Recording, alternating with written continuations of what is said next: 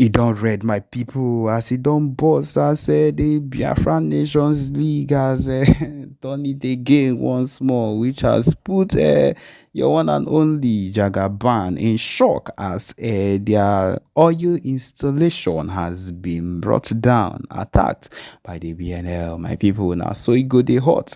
Anytime when it comes to anything we concern the Biafra movement, it is a well prepared movement, and anything we want happen go happen without delay. Yes, my people will be going into the details of this news as see the hot. So yes, the latest one as it be right now is that the Biafran Nations League has seized control of a major oil installation, of course, close to the Niger Delta region, which has further escalated the conflict and dealing a severe blow to Zoo's economic lifeline.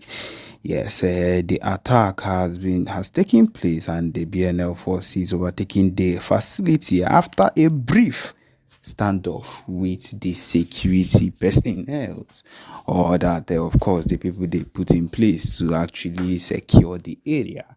The oil installation, which is one of the largest, of course, in the region, accounts for a significant portion of the Nigeria's crude oil production and revenue.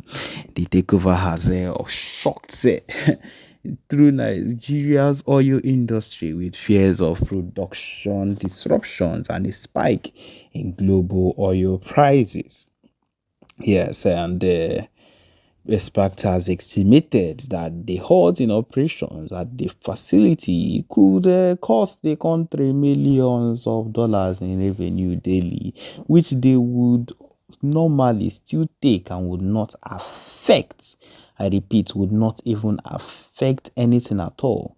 It is still in this same economy that the fuel has risen to 1,500 and so on and so forth. So my people, what is even the need of the amount of money that is made daily, since it is of no use and the people are not even benefiting from it? So my people, it is of a waste, because these are the amount of money they log into their accounts and take every day, sharing what is ours to themselves. My people, taking and the attack on this particular movement is crucial, and I believe it is what is needed one way or another. The Zoo government already grappling with a halt, and everything that is happening is struggling to regain control of the situation.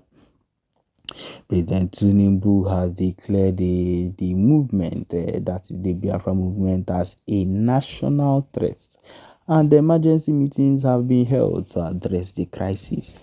Nothing will be able to stop what we've decided to go on. I repeat, nothing. And this is because these people have refused to hearken to the warnings of the movement of PM Simon Ekpa and everything that has been coming against. At this point, he has refused. And so because of that, anything they see, let them take it that way, because of course we know how far and how deep we've gone, and how we have really suffered in the hands of this set of people to be where we are right now. And we are not going to keep allowing it to happen. They will have to listen to us one way or another. Okay, they says that the of course it is known that this was done by the BNL, and they have said that this is just the beginning, and said the spokesperson, and Nigeria's stronghold on our people and resources will end. My people, it is as easy as ABCD. Let this particular set of people go. Give us permission, give us a referendum, and we will not have any problem with you. We would simply disappear, and would settle the issues that are meant to be settled with borders as it should. But then you people have decided to hold us fair and square, to put us in bondage, to look for a way to cleanse us. Well, if that is what you have that if that is the decision they have made, then they have failed woefully, because we are not going to let any of it happen soon. Okay, on that note, where Obasanjo himself just came out and made some kind of comments, my people. Yes, he just came out and made some kind of comments concerning the civil war. My people, it doesn't really concern us. This particular ex-president, we know during his time, of course, when he ruled in the military time and came back again and ruled again the second time, he had enough time to do whatever I don't know whatever he's saying.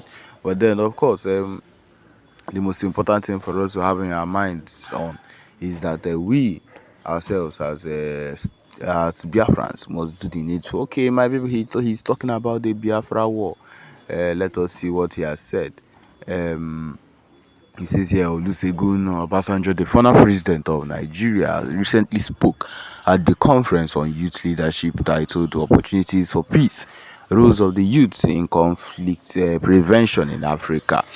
He called on youths to be advocates of conversation over violence, highlighting the critical role that youths play in promoting peace. My people, I made this thing recently. I say we cannot go down if we are not, if you've not done the needful. Peace is not even an option right now. If people have decided not to give us what we want, if you've decided not to give us a Nnamdi Kanu, have decided not to give us our Biafra freedom, our Biafra referendum, peace is not an option.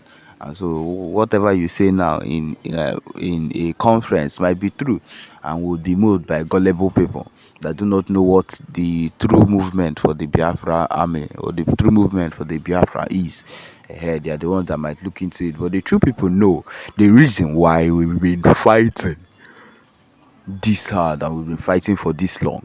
And that is those are the people that will not give up, or that will not be moved by these gullible speeches that he's making at this particular point. He said, according to Obasanjo's article, he said that the country has shown resiliency during the civil war by returning to the round table for settlement in spite of severe conflict. He exhorted the youths of today to adopt this mindset and convince those who lean violently to think twice. Additionally, he emphasizes the significance of fostering a culture of peace and empathy in the next generation.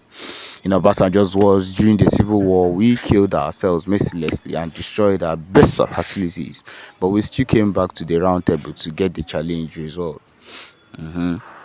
Youth must develop the culture of peace, the culture of humanness, the culture of living the way God wants us to live.